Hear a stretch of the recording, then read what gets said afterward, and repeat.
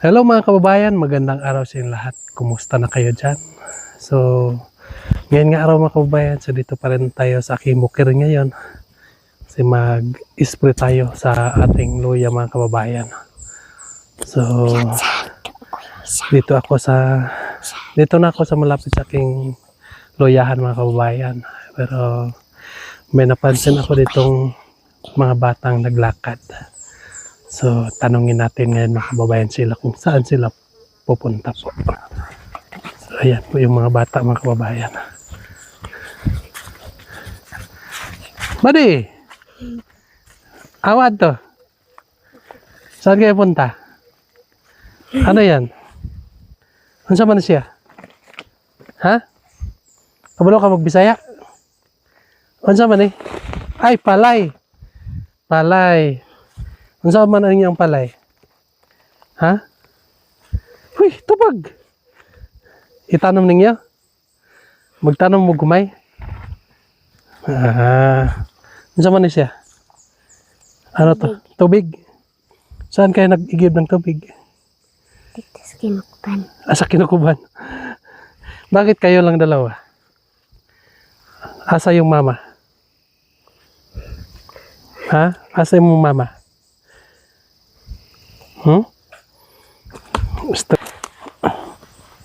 Asa man ang mama nimo? Tubag. Ha? Kamu orang duha? Dong? Si mama, ito na dito, naguna na. So, ano ang gagawin niyo doon? Huwag mong hawakan yan. Magtanim mo ng palay. Ha? So, marunong ka magtanim? Ha? Nagigib ka lang ng tubig para may mainom kayo doon. So, mabigat. Hindi. Kaya lang. Yan. So, pwede ako sasama sa inyo doon. Para makita ko yung ginagawa ninyo doon. Maya na lang ako mag-spray. Huwag ka matakot sa akin. Hindi ako naparito upang maghanap ng kaaway. Naparito ako upang So, tara, umana ka na. Ayan. So, bata. Magtatanim sila ng palay mga kababayan. So, samahan na lang natin sila mga kababayan kasi na-miss ko na rin yung magtanim ng palay sa kaingin dahil matagal na akong hindi nakatanim mga kababayan. Kasi noong nandito pa si Papa, every taon ay nagtanim kami ng palay. So, kita lang natin yung mga batang naglalakad po. Layo pa, Day. Day. Doon na lang. Malapit na lang. Malapit na lang. Yan. So, para makita din ninyo mga kababayan kung paano magtanim dito sa kaingin. So, siguro ito yung kanilang taniman ngayon. Kasi nandoon na yung mga bata mga kababayan. So, marami sila dyan. Sa may kubo. Yan. Ito siguro yung tataniman nila. Ayan.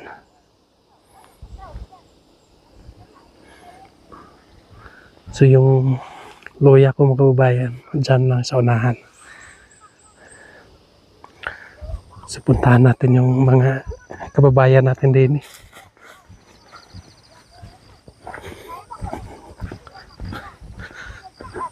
Boss! Karako!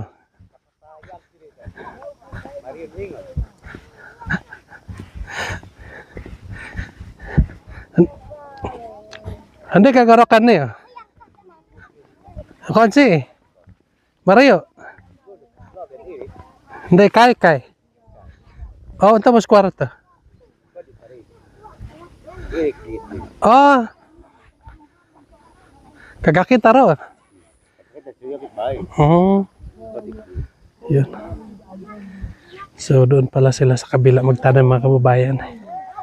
Hindi dito sa ano.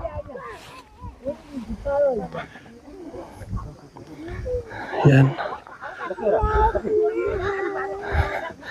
Pwede ba ako sumama sa inyo, Brad? Okay. Ayan. Paano magkabata si... Mayo buntag.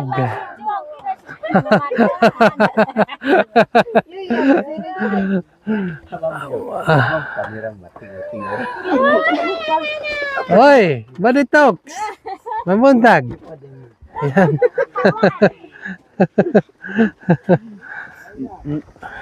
Ram. May asawa ka na, Ram?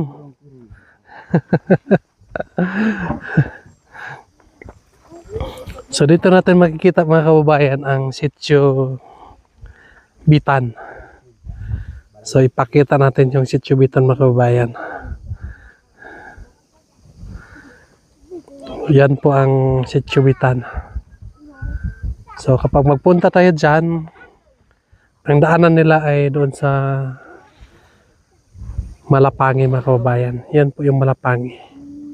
So mga 2 oras yung lakad natin papunta sa Bitan kapag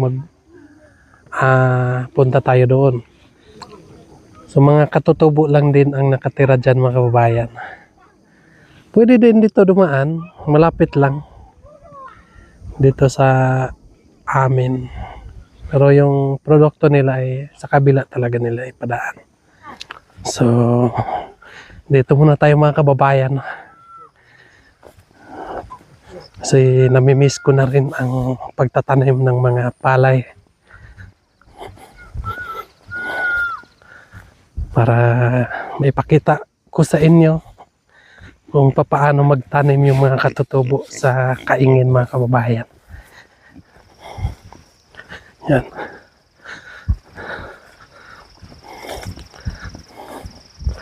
So ako ay hindi pa ako nagtatanim ngayon nga taon. Kasi yung mga similya ko noon ay naubos ko ng kinain mga kababayan. Wala nang natira po. So saka na lang tayo magtanim pag next taon na. So magbili na lang tayo ng similya sa mga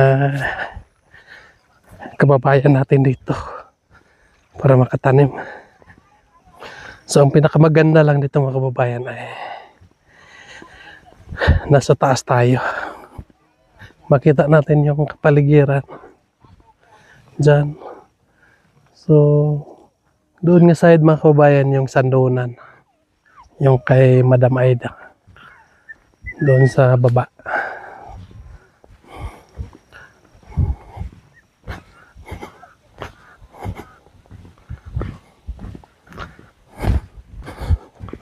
Yan. So kapatid ko nag-spray.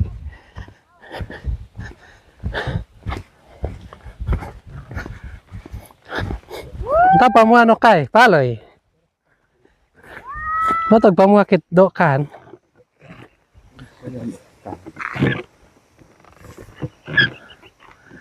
Yan, so taniman pa rin ng palay ito mga kababayan.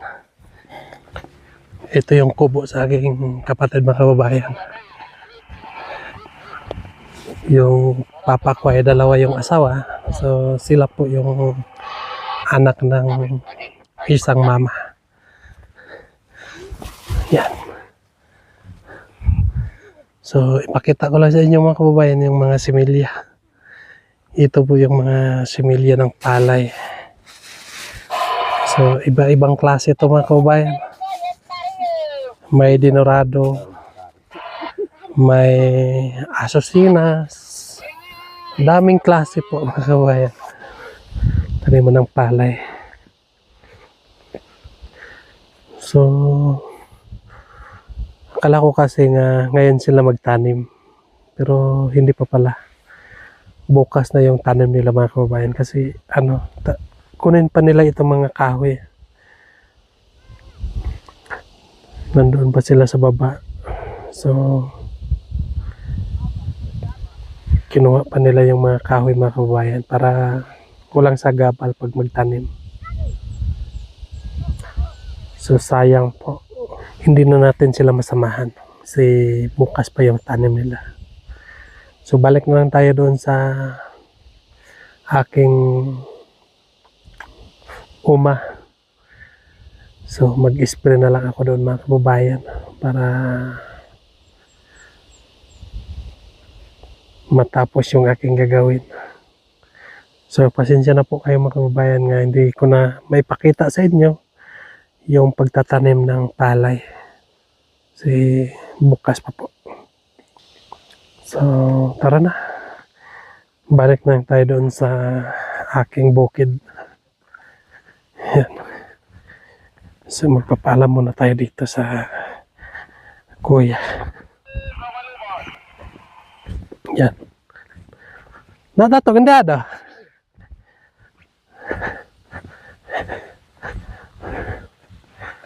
Yung hindi ada ay sa Tagalog pa yan ay alis na ako. Ayun mga kababayan, so andito na ako sa aking luyahan dito sa kabila. Ito yung sinasabi ko sa inyo nga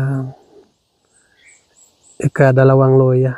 So ano pa, maliliit pa yung dito mga kababayan kasi huli nga pagtanim to. Nauna ang doon sa kabila mga kababayan. So doon sa taas ay medyo matataas na. Diyan. Dito lang yung ang maliliit pa kasi ibang klaseng similya din ang dito mga kababayan. Ito yung similya ko nga luma, yung Jamaica. So tinanim ko lang dito sa baba kasi hindi pwede ihalo kasi iba din yung klase dyan sa taas. So unahin natin dito pag-spray itong ating sibuyas. Yan. So ito yung tinanim ko nung hindi pa kami nagpunta na Mindoro mga kababayan.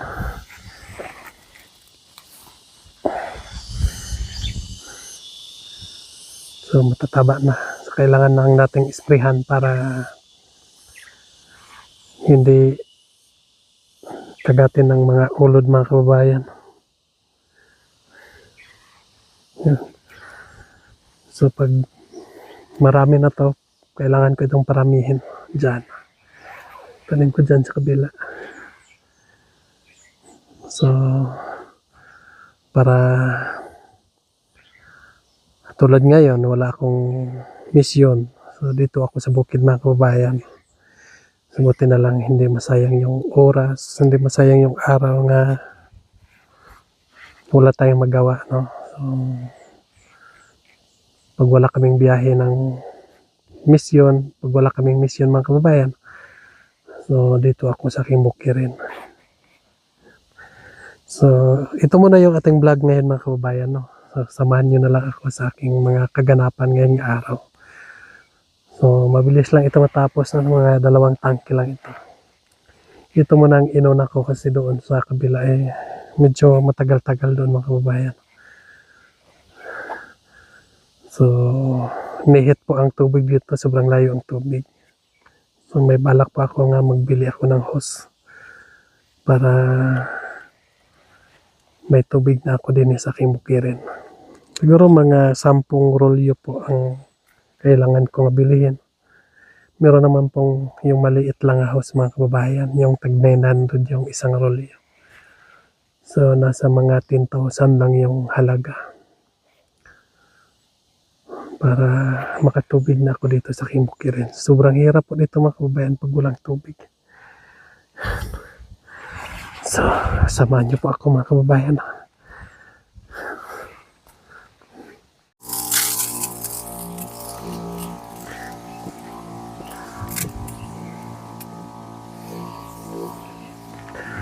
Para hindi kagatin ng ang ating kunting tanim.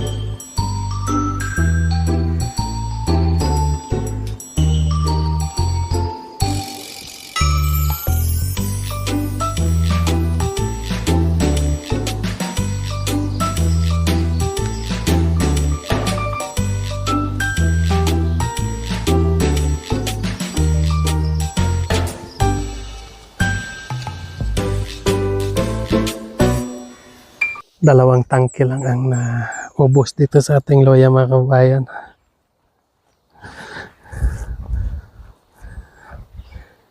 Yan. Ito, may palay. Tinaniman kasi ng palay noon. So may tumubong palay. Yan.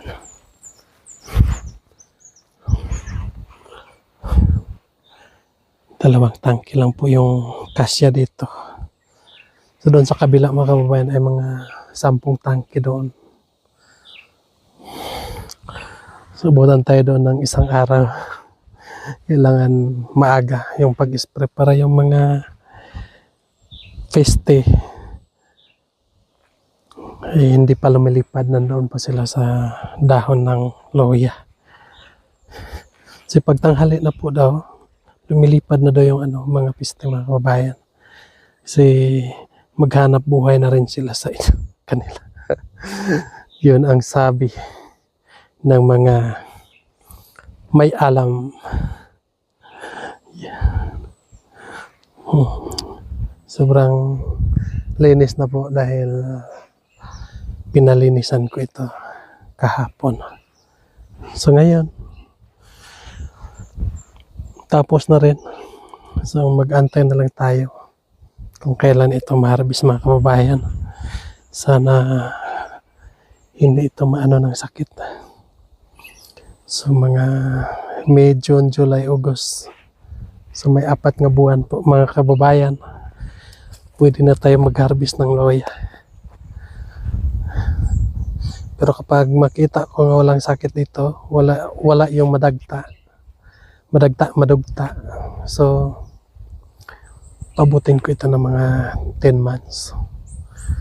Pero kapag may sakit mga kababayan, hindi yan maabot kasi masira lahat. Pero nakita ko naman dito nga wala naman dito mga kababayan. Hindi tulad doon sa kabila nga pagkadami-dami. Yan. So mag-audtuhan muna tayo mga kababayan kasi gutom na. Dito lang ako mag-audtuhan sa may motor. Dala ko yung motor ko din. So ngayon ay nag-iisa lang ako. Kasi yung mga kasamahan ko ay may ginagawa pa din sila doon sa kanilang mga kababayan. Ito yung aking motor. Dito yung daanan. So dito lang tayo mag-agahan.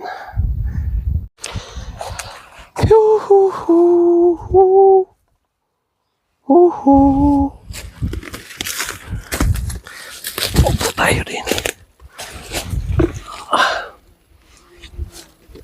Ito yung aking pananghalian. Yan. So may ulam, isda. Pang ano lang ito mga kababayan para hindi tayo mapasmo.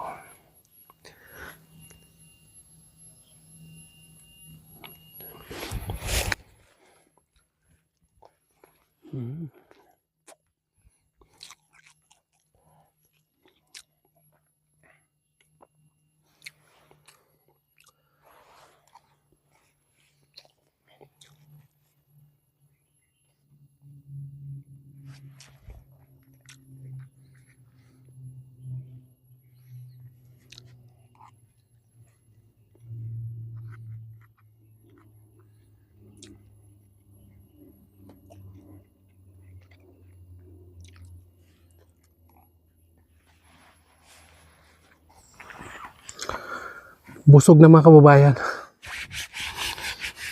May laman na yung tiyan ko. Ganun talaga pag magtatrabaho tayo ay gutom. Kailangan natin nga kumain mga kababayan. Dahil mapapagod tayo sa trabaho. So ngayon mga kababayan, so magpapaalam muna ako sa inyo. Maraming salamat po sa inyo lahat nga walang sawang nagasubaybay sa aking YouTube. So sana po ay huwag kayong magsawa para may pagpatuloy ko ang aking mga kaganapan. Yan lang po. God bless you sa inyo lahat. Mag-ingat ka dyan palagi. Bye-bye.